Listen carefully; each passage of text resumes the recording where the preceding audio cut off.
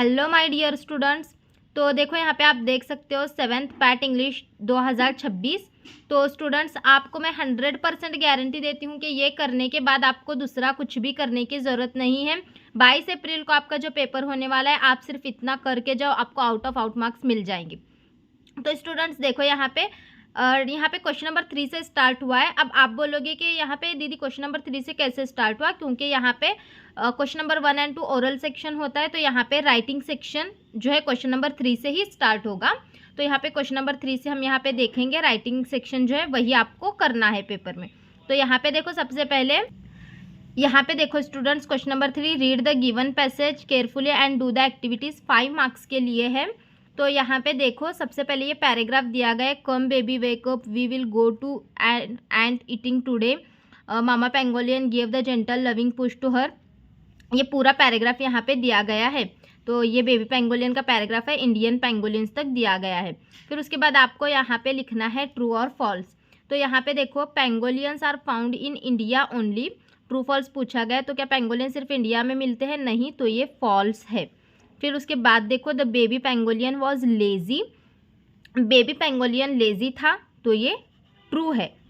फिर उसके बाद देखो next question B, match the following. 4 marks के लिए है। तो यहाँ पे आपको देखो कॉलम ए दिया गया है, कॉलम बी दिया गया है और यहाँ पे आंसर्स का कॉलम है। तो यहाँ पे बेबी वॉज लेजी, इसका करेक्ट आंसर आएगा और didn't want to walk. Okay, इसके आगे और भी हैं 3, वो भी देखेंगे हम। तो यहाँ पे देखो मामा रिमाइंडेड हिम, तो इसका आएगा that he had to go out. और उसके बाद बेबी रिफ्यूज्ड अगेन, तो saying that he was tired, ये है ना यहाँ पे। और mama offered to to carry him on her tail, ये देखो ये वाला। फिर यहाँ पे चलो अभी नेक्स्ट क्वेश्चन हम देखते हैं, उसी का है C, pick out the opposite words from the passage. Passage से इसके अपोजिट वर्ड्स आपको ढूंढ के लिखना है। तो लूज, लूज का आएगा टाइट। फिर शॉर्ट, शॉर्ट का आएगा लॉन्ग। नैरो, नैरो का आएगा वाइड। और पुल, पुल का आएगा पुश। ठीक है, चलो अभी नेक्स्ट हम यहाँ पे देखते हैं, read the extract and do the activities. तो यहाँ पे पोयम है, देखो ये double standards. When I wake up late I am getting very lazy, when you wake up late it's the alarm that's crazy. तो ये ऐसे यहाँ पे डबल स्टैंडर्ड्स, ये वाली पोयम आपको दी गई है। तो आपके टेक्स्ट बुक में भी है ये वाली पोयम। तो अब इस पर से क्वेश्चंस जो है वो देखेंगे हम। यहाँ पे देखो स्टूडेंट्स, कंप्लीट द फॉलोइंग बोला गया है। When the child says no to something it is being, यहाँ पे आएगा स्टबर्न, ये पोयम से ही ढूंढ के लिखना है। When adults do something wrong it's a, ये वाला आएगा इसका फॉरगिवेबल एरर। उसके बाद चूज एन अप्रोप्रिएट थीम और मैसेज फ्रॉम द अल्टरनेटिव्स, तो 2 मार्क्स के लिए है ये।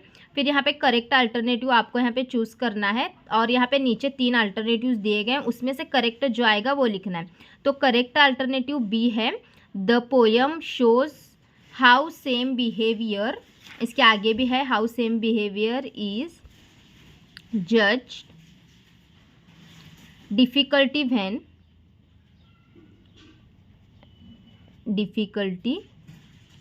When done by a child, done by a child. तो ये यहाँ पे है, देखो ये मैं आपको ऑप्शन बताती हूँ, ए, बी और सी। तो करेक्ट ऑप्शन जो है इसका बी है, इसी को आप यहाँ पे आंसर लिखना है। फिर उसके बाद देखो सी वाला, right 2 pairs of rhyming words. Rhyming words के कोई भी 2 पेयर्स लिखना है। यहाँ पे लेजी और क्रेजी ये एक लिखा है और लेट और गेट ये एक लिखा है, इसको छोड़ के आप दूसरे भी लिख सकते हो। ठीक है, 2 मार्क्स के लिए है ये वाला क्वेश्चन।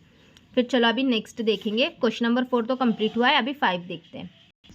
देखो क्वेश्चन नंबर 5 में read the headline and its source, right whether is reliable और अनरिलेबल। तो ये टोटल देखो 6 मार्क्स के लिए है। रिलेबल और अनरिलेबल आपको लिखना है। तो यहाँ पे scientist find water on Mars, तो ये रिलेबल है।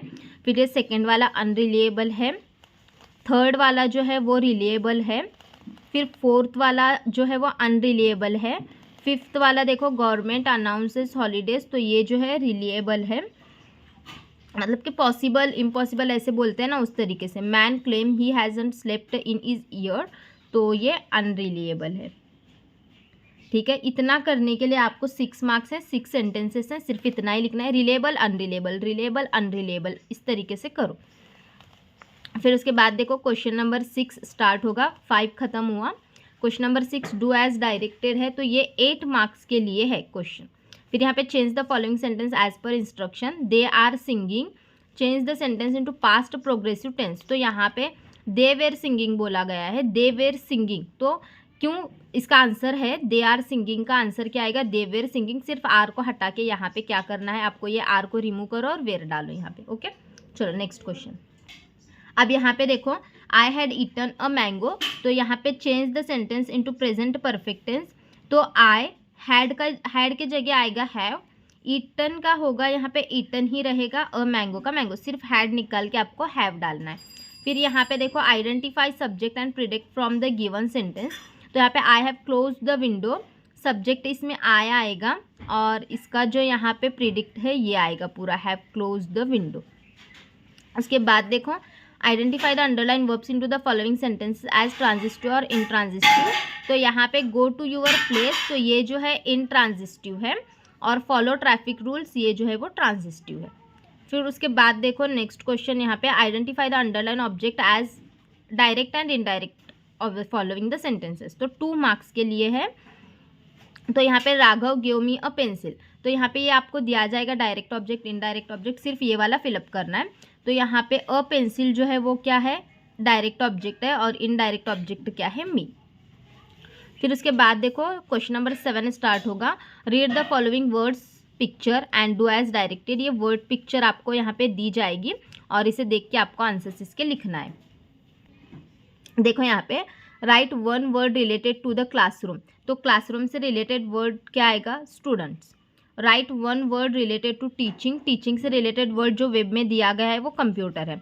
और right the opposite word offline, offline का अपोजिट वर्ड ऑनलाइन है, वो वेब में दिया गया है। फिर उसके बाद उसी का डी है, complete the following word chain of nouns by using your own words. 2 marks के लिए है ये वाला। यहाँ पे क्लासरूम, यम से फिर मंकी, वाई, वाई से येलो, डब्ल्यू, डब्ल्यू से वॉच, और यच, यच से हिन, नाउन की है। फिर उसके बाद देखो read the classroom instructions and prepare a list do and don'ts. तो जो चीज़ें हमें करना है और नहीं करना है उसका हमें क्लासिफिकेशन करना है। ये वाले पॉइंट्स आपको 1 से लेके 12 तक यहाँ पे दिए जाएंगे सिर्फ, और बॉक्स भी दिया जाएगा, सिर्फ क्लासीफाई करना है। तो देखते हैं वो भी। तो स्टूडेंट्स देखो यहाँ पे डज एंड डोंट्स में, तो डज के अंदर देखो यहाँ पे जो चीज़ें हमें करना है वो लिखना है, डोंट्स में जो नहीं करना है वो लिखना है। तो डज में क्लासरूम में हमें क्या क्या करना चाहिए, raise your hands before speaking, फिर listen carefully to the teachers, complete your homework, और कीप योर क्लासरूम क्लीन। और जो चीज़ें नहीं करना चाहिए वो भी है यहाँ पे, मतलब कि वो 12 सेंटेंसेस में से ही उठा के आपको लिखना है। डोंट शाउट और interrupt others, don't damage school property, don't tease your friends, और don't talk harshly with others. ठीक है, चलो नेक्स्ट क्वेश्चन हम देखते हैं। Question number 9, complete the given story with the proper words given into the bracket. 6 marks के लिए है। यहाँ पे देखो ये वाले इस तरीके से ब्रैकेट में आपको ये वर्ड्स दिए गए हैं और स्टोरी में आपको यहाँ पे भरना है। तो यहाँ पे ही फाउंड अ, यहाँ पे आएगा हिन। फिर उसके बाद यहाँ पे सेकेंड जो है यहाँ पे आएगा ग्रेडी, बिकेम, यहाँ पे बिकेम ग्रेडी। उसके बाद देखो यहाँ पे ही डैश डैश, मतलब कि किल्ड द हेन बट फाउंड नो, क्या नहीं मिला उसको, गोल्ड नहीं मिला। ये स्टोरी तो आप सुनते आए हो। फिर उसके बाद देखो दस B suffered a big loss, he became very sad, और यहाँ पे लास्ट में क्या आएगा, लीड टू डिस्ट्रेस। ओके, यहाँ पे ये हमारा क्वेश्चन नंबर 9 भी कंप्लीट हुआ। क्वेश्चन नंबर 10 देखते हैं। तो अभी देखो यहाँ पे क्वेश्चन नंबर 10 ट्रांसलेशन।